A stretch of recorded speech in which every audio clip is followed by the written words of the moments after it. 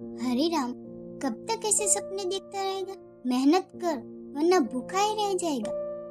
कमला, जो उसकी पत्नी थी, चूल्हे पर रोटी सेकते हुए गुस्से में बोली। सुबह का वक्त था।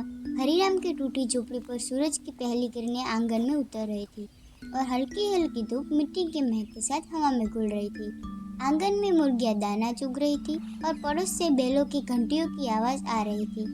गांव में एक नया दिन शुरू हो चुका था, लेकिन हरीराम अब भी खाट पर लेटा सपनों की दुनिया में खोया हुआ था। उसने धीरे से उठते हुए आंखें खोली और बुदबुदाया, अरे कमला, तुझे समझ नहीं आती? मेहनत करने से क्या मिलता है? सुबह से शाम तक पसीना बहाओ, तब जाकर मुश्किल से पेट भरने लायक अनाज जुड़े। सोच, अगर हमारे पास ढेर सारा सोना चांदी होता तो यह सब झंझट ही न रहता। मैं भी गांव का सबसे अमीर आदमी बन सकता हूँ। कमला ने तवे पर रखी रोटी पलटते हुए कहा, हरीराम, जो मेहनत करता है वही सुखी रहता है। धन की भूख कभी मिटती नहीं। जितना है उसी में संतोष कर। तू तो दिन रात और चाहने की सोचता रहता है। फिर दोनों खड़े होकर बातें करने लगे। हरीराम ने चिढ़कर जवाब दिया, तू क्या जाने सुख दुख? देखना, हरीलाल के पास कितनी जमीन है, कैसा अच्छा घर है, गांव वाले उसे कितना सम्मान देते हैं, और मैं तो बस गरीब गुरबा ही रह गया। और अगर मेरे पास उसका खेत होता तो मैं गांव का सबसे बड़ा किसान कहलाता। कमला ने आह भरते हुए कहा, सुख और सम्मान मेहनत से मिलता है, दूसरों के पास देखकर ईर्ष्या करने से नहीं। लेकिन हरीराम की आंखों में वही ख्वाब तैर रहे थे। सोने चांदी से भरी हवेली, नौकर चाकरों से घिरा जीवन, और गांव वाले उसके पैरों तले झुकते हुए। सोनपुर गांव छोटा था, लेकिन जीवन रंगीन। सुबह होते ही खेतों में हल चलते, बच्चे गलियों में खेलते और चौपाल पर बुढ़े ताश खेलते। गांव में लोग सादा जीवन जीते, मेहनत करते और संतोष मानते। लेकिन हरीराम का मन कभी संतोषी नहीं हुआ। अक्सर चौपाल पर बैठे बूढ़े रामकिशन काका उसे टोकते, हरीराम बेटा, लालच छोड़ दे, मेहनत कर, वरना तेरे सपने तेरे लिए मुसीबत बन जाएंगे। लेकिन हरीराम को इन बातों से कोई फर्क नहीं पड़ता। उसके मन में बस एक ही आग जलती रहती, कैसे अमीर बनूं। एक दिन गांव में बड़ी हलचल थी। किसान मोतीलाल के खेत में इस पर बहुत अच्छी फसल हुई थी। दूर दूर तक गेहूं की बलियां लहलहा रही थी। लोग इसकी मेहनत की तारीफ कर रहे थे। हरीराम भी वहां पहुंचा और ईर्ष्या से बोला, किस्मत वाला है मोतीलाल, वरना ऐसी फसल मेहनत से थोड़ी ही होती है। मोतीलाल ने मुस्कुरा कर कहा, हरीराम भाई, किस्मत अपना काम करती है, पर असली फल मेहनत का ही होता है। मैं और मेरे बेटे सुबह से शाम तक खेत में पसीना बहाते हैं, तभी यह खेत लहलहाता है। हरीराम को उसकी बातें चुभ गई और वह मन ही मन बड़बड़ाया, अगर यह खेत मेरा होता तो मैं गांव का सबसे अमीर किसान बन जाता। दिन बीतते गए, लेकिन हरीराम का असंतोष कम न हुआ। उसका मन और बेचैन होता गया। एक दिन वह जंगल की ओर निकल गया। जंगल शांत था, पक्षियों की चहचहाहट, हवा में झूमते पेड़। चलते चलते उसकी नजर एक पीपल के पेड़ के नीचे बैठे एक साधु पर पड़ी, जो कुछ मंत्र बोल रहे थे। सफेद दाढ़ी, केसरी धोती और माथे पर हुआ तीर। साधु ने जैसे ही उसे देखा, हरीराम की बेचैनी जैसे पढ़ ली हो। मुस्कुरा कर बोले, आओ बेटा, क्यों परेशान हो? तेरे मन में बहुत अशांति है, बता तू क्या चाहता है? हरीराम तुरंत बोला, महाराज, मैं अमीर बनना चाहता हूँ।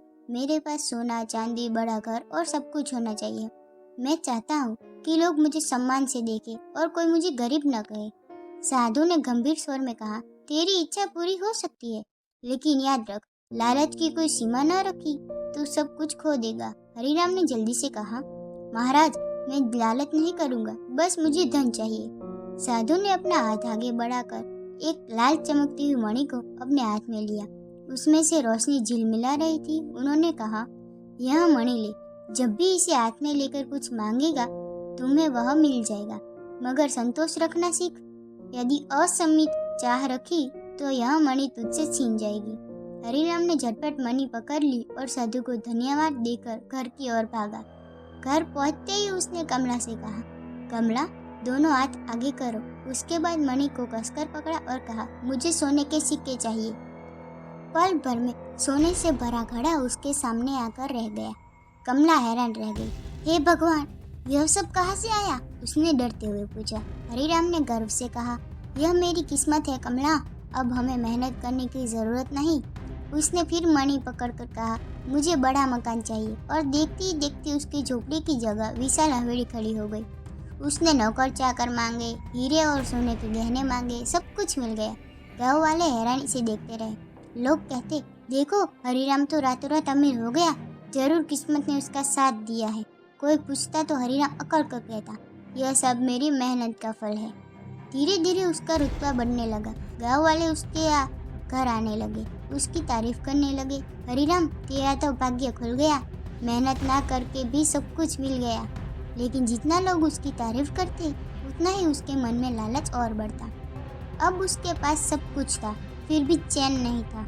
वह सोचने लगा, क्यों ना मैं और ज्यादा मांग लूं, क्यों ना मैं पूरे गांव का मालिक बन जाऊं। एक दिन उसने मणि को कसकर पकड़ा और कहा, मुझे पूरा गांव चाहिए, अब लोग मेरे अधीन हो, मैं राजा बनना चाहता हूँ। जैसे ही उसने यह कहा, अचानक आकाश में काले बादल छा गए, तेज गर्जन हुई, आंधी चली और मणि उसके हाथ से छूट गई। वह हवा में चमकी और पल भर में गायब हो गई। हरीराम ने घबराकर इधर उधर देखा। उसकी हवेली, सोने के ढेर, नौकर चाकर सब धीरे धीरे गायब हो गया। जब तक वह समझ पाता, उसके सामने फिर वही टूटी फूटी झोपड़ी रह गई। गांव वाले दौड़कर आए। उन्होंने देखा कि हरीराम का सारा वैभव मिट चुका है। लोग कानाफूसी करने लगे। रामकिशन काका ने हंसते हुए कहा, देख लिया बेटा, लालच का यही परिणाम होता है। हरीलाल ने गंभीरता से कहा, हमेशा याद रख, मेहनत का फल टिका होता है, पर लालच सब कुछ छीन लेता है। हरीराम शर्म से सिर झुकाकर बैठ गया। उसकी आंखों से आंसू बहने लगे। उसे साधु की बात याद आई, लालच की सीमा लांघी तो सब हाथ से निकल जाएगा। उस दिन के बाद हरीराम बदल गया। उसने लालच छोड़ दिया और सच्चे दिल से मेहनत करने लगा। सुबह जल्दी उठकर खेत जोतता, शाम तक काम करता और पसीने से भीगे कपड़े पहनकर मुस्कुराता। कमला ने भी राहत की सांस ली। हरीराम ने जीवन भर यह सीख याद रखी, लालच हमेशा विनाश की ओर ले जाता है, जबकि मेहनत और संतोष से ही सच्चा सुख मिलता है।